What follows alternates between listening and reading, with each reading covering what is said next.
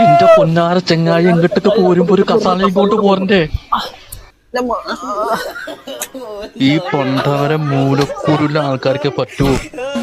എന്റെ ഒരു കൈ എവിടെ? അപ്പുറത്ത് കൂടെ ഊരി വലി.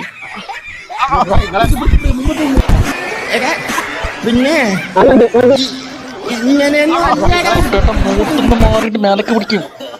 ഇത് ജപ്പാൻ കുടിവെള്ള പദ്ധതിന്റെ പൈപ്പാന്ന് തോന്നുന്നു. ഇതൊക്കെ കിളികൾക്ക് ഇരിക്കുന്ന സാധനമാണ്.